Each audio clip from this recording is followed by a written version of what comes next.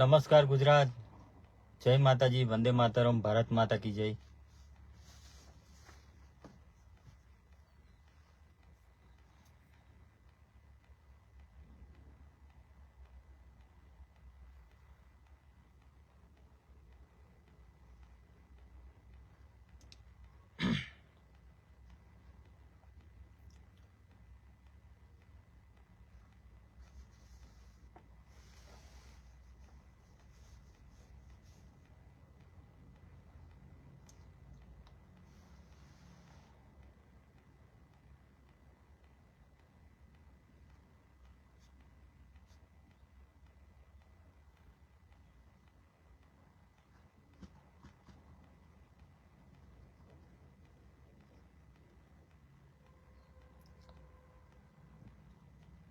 જે પણ મિત્રો લાઈવ હોય જોડાજો અને જે પણ માહિતી આપીએ છીએ સરકાર થકી અને તંત્ર થકી જે પણ માહિતી મળતી હોય એ પ્રમાણે આજે ફેસબુકમાં એમના માધ્યમથી આપણે લાઈવ કરીને આપણે માહિતી મોકલીએ છીએ।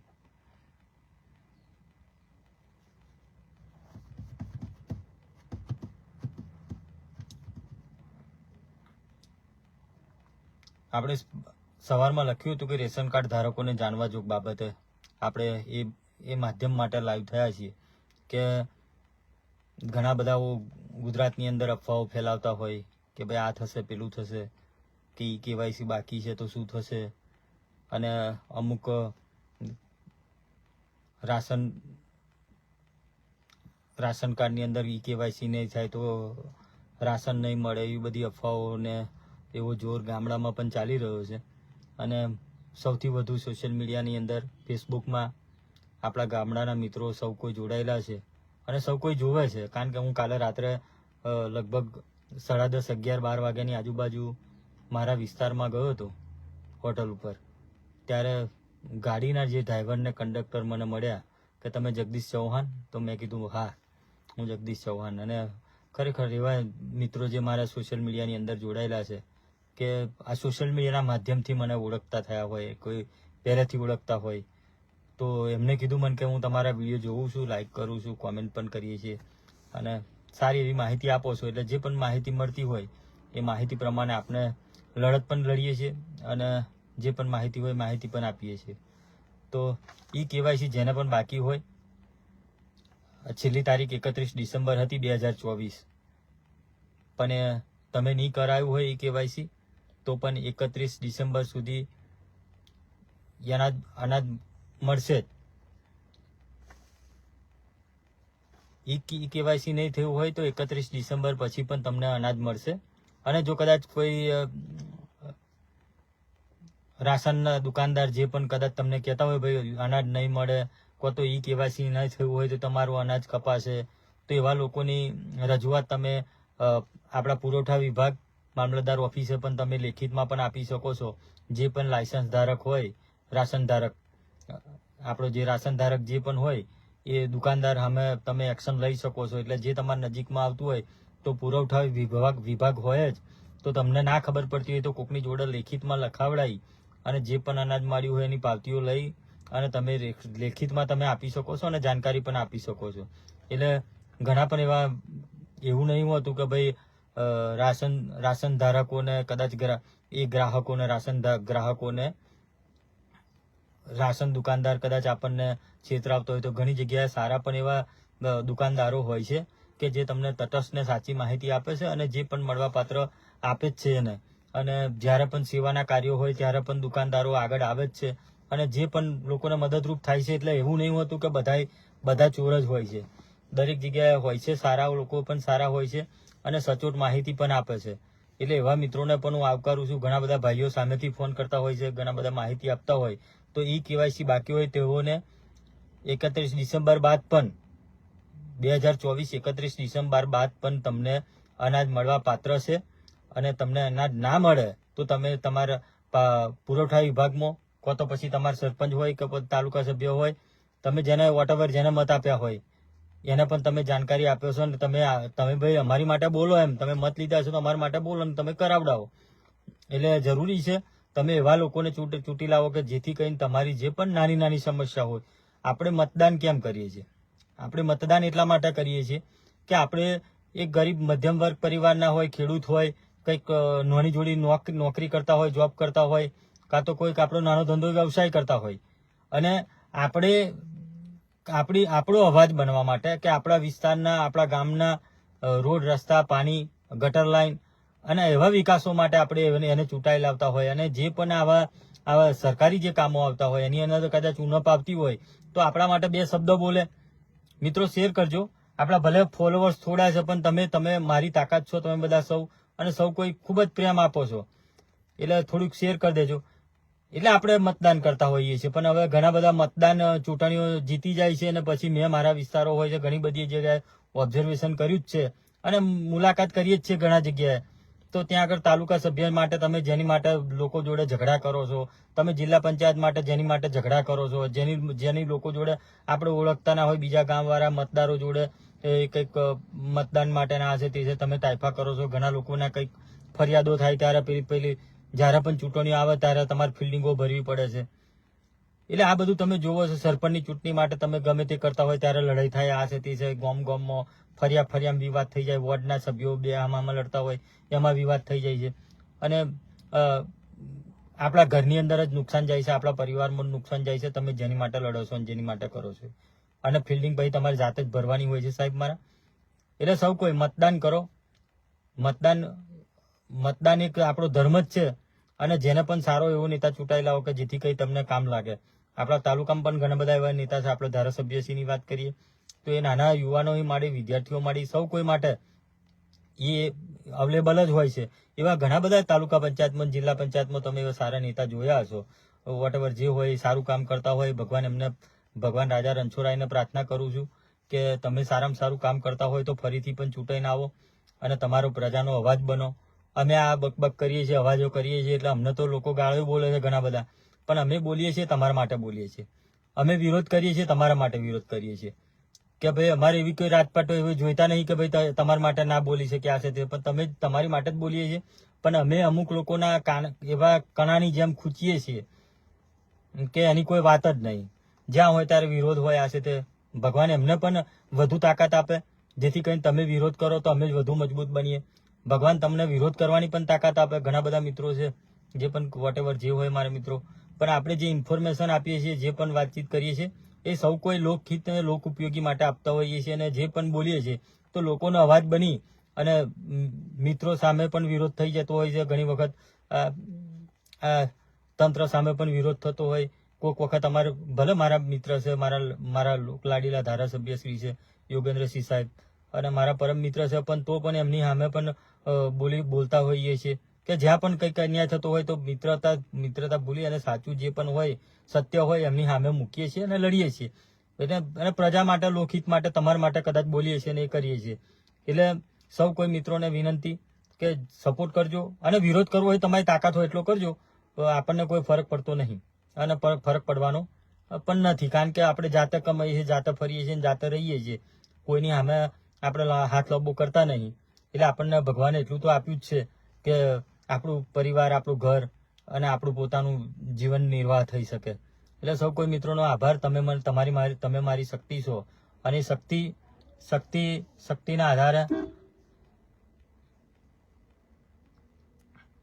શક્તિના આધારે હું કંઈક બોલી શકું છું, ને તમે સૌ કોઈ આટલા વર્ષોથી પ્રેમ આપ્યો જ છે. અને આપણે રેશન કાર્ડ ધારકોને જાણવા જોગ બાબત કહી કે ભાઈ ઈ કેવાયસી બાકી હોય તેમને 31 ડિસેમ્બર પછી 2024 પછી પણ અનાજ મળવા પાત્ર છે. અનાજ મળવા પાત્ર અનાજમાં કોઈ પણ ઘટાડો થાય નહીં કે બંધ થાય નહીં. બીજી નોંધ કે અનાજની અંદર અનાજમાં કોઈ ઘટાડો પણ નહીં થાય અને બંધ પણ નહીં થાય. એટલે એ પણ નોંધ લેજો. રેશન ધારકોને અફવાઓથી દૂર રહેવું. જે પણ રેશન ધારકો હોય એને અફવાઓથી દૂર રહેવું, બરાબર. અને કદાચ રેશન ધારકોને ઘર બેઠા ઈ કેવાયસી કરવું હોય તો માય રેશન એપ્લિકેશન આવે છે સરકારની, તો એ સરકારની એપ્લિકેશન આવે છે, એ એપ્લિકેશન તમારા મોબાઈલમાં ઇન્સ્ટોલ કરી અને તમે ઈ કેવાયસી પણ કરી શકો છો. અને ઈ કેવાયસી માટે ઘણા કુટુંબોના સભ્યોની વિગત પણ હોવી જરૂરી છે. અને ઘણા બધા એવા કેન્દ્રો પણ છે તાલુકાની અંદર, તો એવા લોકો, છોકરાઓ પણ, યુવાનો પણ બેઠા બેઠા તમને કરી આપે છે. ઘણા બધા આપણે મેં કાલના જ ઘણા બધા મુદ્દા જોયા. 5, 6 અને 20, 25 જેવા મુદ્દા મારી જોડે આવ્યા હતા. હવે એમની ઘેર કાર્ડ ખરું, પણ એ કાર્ડની અંદર બધાના આધાર કાર્ડ જે છે અપડેટ એ બધા ખોટા જ અમુક જગ્યાએ અપડેટ થયેલા હોય છે. તો એ પણ સુધારો કરી લેવાય. આ જે મોસમ આવી છે કંઈક કામ ઈ કેવાયસી ની, તો પછી મોસમના સાથે સાથે આપણે પણ એ મોસમના રંગે રંગાઈ જવું પડે. ઈ કેવાયસી માટે તમામ કુટુંબોની જે પણ માહિતી હોય, જે પણ કુટુંબમાં પરિવારમાં જે આધાર કાર્ડ અપડેટ કરેલું હોય કે જે ના કરેલું હોય તો એ પણ કરાવી લેવું જોઈએ. ઈ કેવાયસી પણ કરાવી, ના ખબર પડતી હોય તો તમારા ગામમાં મૂકેલા છે ગામ પંચાયતોની અંદર, એ પણ યુવાનો કરી આપે છે. ભલે પગાર નહીં આપતા પણ તોય બિચારા કરે છે. જે 5-10 રૂપિયા કદાચ ચાલવાના થાય તો તમારે એમ સમજી લેવાનું કે ભાઈ બજારમાં નતા ગયા અને અહીં ગામમાં થઈ ગયું, તો કદાચ એ લોકોને, એ મિત્રોને, કદાચ ગામ મિત્રોને આપવાના થાય 5-10-20 રૂપિયા, તો એ લોકોને પણ આપજો. કારણ કે સરકારમાંથી એ લોકોને કંઈ પગાર આપતા નહીં. કદાચ તમે કંઈક કઢાવતા હોય તો 2-5 રૂપિયા કંઈક સરકારે કંઈક કરેલા છે, તો એનાથી કંઈ એનું પરિવાર નહીં ચાલવાનો. તો કદાચ 20-50 રૂપિયા કદાચ એવા લોકોને આપવાના થાય તો આપી દેજો, જે ઘેર બેઠા કામ થતું હોય તો. તમારી જે સભ્યોની વિગતો હોય, વિગતો લઈ અને અપલોડ કરી અને ઘેર બેઠા પણ તમારું સરનામું પણ સુધારી શકો છો માય રેશનમાં અહીં. અને જે પણ મિત્રોને કદાચ આ ઈ કેવાયસી બાબતે લાઈવ એટલા માટે થયું છું કે બધાને તો ખબર પડી જ ગઈ હશે, કારણ કે ટીવી અંદર, ન્યૂઝની અંદર કે ઈ કેવાયસી બાબત 31 ડિસેમ્બર 2024 સુધી જે પરિપત્ર હતો ભાઈ સરકાર તરફથી કે 31 ડિસેમ્બર 2024 સુધી રેશન કાર્ડનું તમારે ઈ કેવાયસી કરવું ફરજિયાત હતું.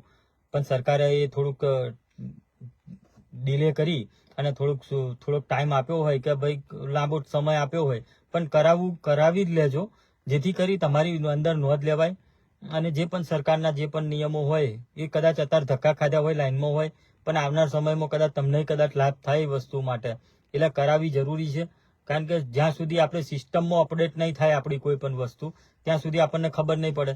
એટલે કદાચ આધાર કાર્ડમાં તમારા નંબરો હોય, પણ સરકારમાં આ સોશિયલ મીડિયા દ્વારા મિત્રો શેર કરજો. એ કદાચ વાત કરું તો કે ભાઈ આ જે આધાર કાર્ડની અંદર જે ગામડાના ખેડૂતો હોય છે, ઘણા બધા કોઈક અભણ્યો હોય છે, ઘણા બધા એવા લોકોના કે આધાર કાર્ડની અંદર મોબાઈલ નંબર જે પણ આપ્યો હોય બહુ જૂનો હોય, કદાચ બંધ પણ થઈ ગયો હોય, એવા આધાર કાર્ડની અંદર મોબાઈલ નંબરને પણ સુધારો કરી લે.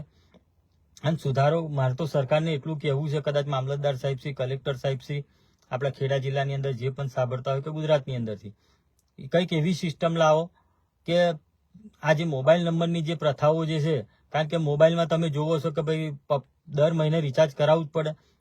કોકની જોડે કદાચ 200 રૂપિયા ના હોય ને 300 રૂપિયા ના હોય, એવા પરિવારો છે સાહેબ. તો એવા લોકોને તકલીફ થાય છે. એકને એક મોબાઈલ કદાચ સાચવવો હોય કે એકને એક નંબર રાખવો, ઘણીવાર બંધ પણ થઈ જતો હોય, તો એવા લોકોને ફરી પાછું અપડેટ કરાવવું પડે, નવો નંબર લાવે. એટલે કદાચ મોબાઈલે ખોવાઈ જાય, કદાચ એને નંબર ના કાઢી લાવે તો બીજો નંબર આવે, તો આવી ઘણી બધી તકલીફો થાય છે. તો સાહેબને હું એટલી જ કહું છું કે સિસ્ટમ એક એવી લાવો કે તમે જે આધાર કાર્ડ જે તે તાલુકાની અંદર જે પણ આધાર કાર્ડ તમે અપડેટ કર્યું હોય એવી સિસ્ટમ લાવો કે ઓટીપી તમારે ત્યાં જ, કારણ કે સરકારી કામકાજો હોય અને ઓટીપી ત્યાં પડતો હોય, જે પણ પડતો હોય, પણ એ તમારી સરકારની સિસ્ટમમાં જોડાયેલું હોય એટલે એપ્રુવલ થઈ જ જવું જોઈએ સામે આપે. એટલે જે રીતે આપણે કાર્ડ આપતા હતા, ચૂંટણી કાર્ડ, અને જે રીતે ચૂંટણી કાર્ડ આપતા હતા, જે પણ સરકારી કામકાજોમાં આપતા હતા, તે જે અપડેટ થઈ જતું એ રીતે અપડેટ થઈ જવું જોઈએ. આ તો પેલું શું કે તમે નંબર રાખો એટલે બિચારાને પેલા જ્યાં પણ નંબર આપેલા હોય ત્યાં નંબર ફરજિયાત કરી દીધા, બધી જગ્યાએ બેંકની અંદર પણ નંબર ફરજિયાત કરી દીધા છે. એટલે આપણે સીધું આ જે ટેલિકોમ કંપનીઓને સીધું આપણે ફાયદો કરી આપતા હોય, અને પાછા પહેલા આપણે જ્યારે પણ વર્ષો પહેલા કદાચ કાર્ડ લીધું હોય તો વેલિડિટી આજીવન ફ્રી, લાઈફ ટાઈમ વેલિડિટી, અને આ તમે કાર્ડ લો લાઈફ ટાઈમ વેલિડિટી. અત્યારે બધાએ હાથ ઊંચા કરી લીધા ને હવે વેલિડિટી 1 મહિનો વેલિડિટી, તમે રિચાર્જ ના કરાવો બીજા મહિના પછી ચાલુ થઈ જાય મેસેજો ના અંતે, પણ વેલિડિટી તમે વધારી આપો, કહો તો પછી વેલિડિટી તમે કાઢી નાખો, કારણ લાઈફ ટાઈમ વેલિડિટી તમે આપેલા જ તે વખત, તો હવે કેમ નહીં? એટલે કોઈ પણ ગુજરાતને એવો કોઈ સારો જાણકાર હોય તો આ બાબતે તમે લડત લડો. જેના પણ જૂના કાર્ડો છે, વર્ષો જૂના લાઈફ ટાઈમ વેલિડિટી માટે લીધેલા છે, તો એ લોકોના લાઈફ ટાઈમ વેલિડિટી જ રહેવી જોઈએ. પણ તોય આપણે કોઈ બોલતા નહીં અને કોઈ બોલવાના નહીં. એના આ બહુ મોટું નુકસાન છે. અને બધાને ખબર છે, ઘણા બધા 2 નંબર વાપરતા હોય, મારા ભાઈબંધો મિત્રો છે ઘણા બધા. તો મેં કીધું પેલો નંબર કેમ નહીં ચાલુ? કે ગયા મહિને રિચાર્જ કરાવેલું, એમાં કાર્ડ ચાલુ રાખવા, ફરી પછી 1 મહિનો આમાં ચાલવે ને 1 મહિનો પેલામાં ચાલવે. કોલિંગ એટલે 2 નંબર ચાલુ રહે ઓલ્ટરનેટ એમ. પણ રિચાર્જ ફરજિયાત થઈ ગયું છે. તો સાહેબને હું વિનંતી કરું છું કે જે લાઈફ ટાઈમ વેલિડિટી વાળા હતા એને લાઈફ ટાઈમ વેલિડિટી રહેવા દો. આ તો તમે જેમ પછી ફોલાઈને બધાને પ્રસાદ આપી દીધો અને હવે પ્રસાદ પછી બહાર કઢાવે છે બધા. આવું બધું ચાલે છે. એટલે જે પણ મિત્રોને આ કેવાયસી બાબતે જે પણ માહિતી કદાચ જોઈતી હોય, ના ખબર પડતી હોય અને કદાચ કોઈ પણ ગુજરાતના કોઈ પણ તાલુકા જિલ્લાની અંદર તમને અનાજ ના મળે તો અમે તમને મદદરૂપ થઈશું. અમારા સોશિયલ મીડિયા માધ્યમથી તમે અમારા મેસેન્જરમાં પણ મેસેજ કરી શકો છો, તો પછી મારો પ્રોફાઇલમાં જ મારો નંબર નાખેલો છે. એ પ્રોફાઇલમાં નથી નંબર લઈને પણ કોલ બેક કરી શકો છો. વોટ્સએપ કદાચ કોલ ના ઉઠાયો હોય તો વોટ્સએપ પણ તમે માહિતી મોકલી શકો છો. અને જે તે તાલુકા જે તે જિલ્લાનું જે પણ જ્યાં જગ્યાએ જરૂર પડી જાય એ અહીંયા બેઠા બેઠા હું તમારા જિલ્લામાં તાલુકામાં અને તમારા દુકાનદાર છે, ગ્રાહક દુકાનદાર છે, એ દુકાનદાર સાથે પણ હું તમારું સંકલન કરાવી અને જે પણ મળવાપાત્ર જે પણ થતું હશે અહીંયા બેઠા બેઠા પણ હું કરી આપીશ. એટલે સૌ કોઈ મિત્રોને આભાર. અને આપ સૌએ શું પ્રેમ આપ્યો જ છે. આધાર અપડેટ કરાવી લેજો. જે પણ આધાર અપડેટ કરાવવાનું હોય, ફરીથી પાછું આધારની પણ હું તમને વાત કરું કે ફરીથી આધાર અપડેટની ડેડલાઇન જે છે એ લંબાઈ છે. આધાર અપડેટ જે ના થયું હોય તો ઉતાવળ ના કરતા. જેને આધાર અપડેટ નહીં થયું એ ઉતાવળ ના કરતા. સરકારે 6 મહિના હજુ પણ લાંબો ગાળો આપ્યો છે અપડેટ માટે કે ભાઈ અપડેટ 6 મહિના સુધી કરાવડાવજો, વાંધો નહીં આવે. બરોબર. 14 જૂન 2025 સુધી આધાર અપડેટ કરી લેજો. છેલ્લી તારીખ છે 14.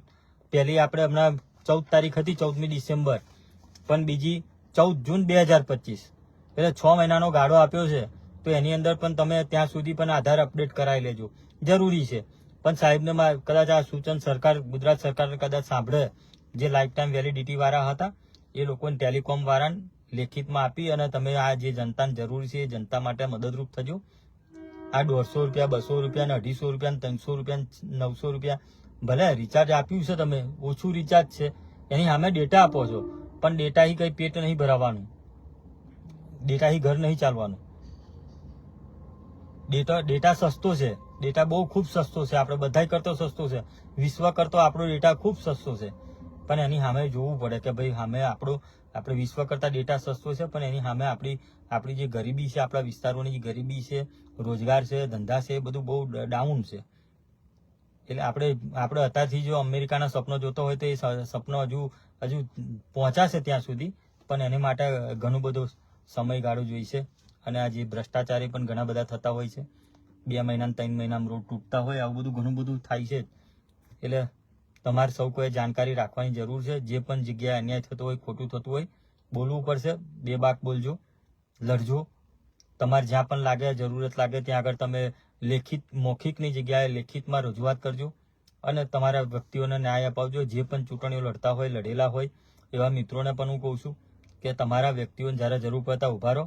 ચૂંટાઈ જાવ છો ભાઈ. અમારે ઘણા બધા છે, મેં જોયા, દેખાતા જ નહીં. ક્યારે દેખાય?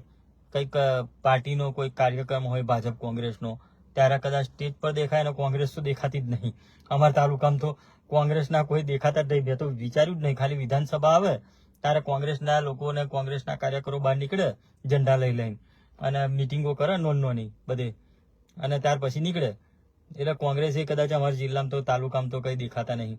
અને સોશિયલ મીડિયાથી કોંગ્રેસ વાતો કરે છે અને ભાજપને પેલું શું કે મળી ગયું છે મધનો પૂડો બેઠા બેઠા, એટલે મધ ચૂસ્યા કરે છે. એટલે તકલીફ એ છે, વિરોધ પક્ષે આપણી જોડે મજબૂત નહીં, પ્રમુખ હોય ક્યાંય દેખાતા નહીં. ખાલી સોશિયલ મીડિયામાં એવા હોદ્દા બધા આપે છે બિચારાઓ છોકરાઓને, અને એ છોકરાઓ સોશિયલ મીડિયા માધ્યમથી લડે છે, પણ એની નેતાગીરી માટે કોઈ છે નહીં. હવે કરીએ તો શું? વિરોધ પક્ષે એટલો બોલવા કોઈ તૈયાર નહીં કે ભારતીય જનતા પાર્ટીમાં અમારે જે પણ નેતાઓ છે કે જે કાર્યકરો છે એ આપણે બોલીએ છીએ તો આપણે ખોટા દેખાઈએ છીએ. ભલે વોટેવર જે હશે આપણને કોઈ ફરક નહીં પડવાનો.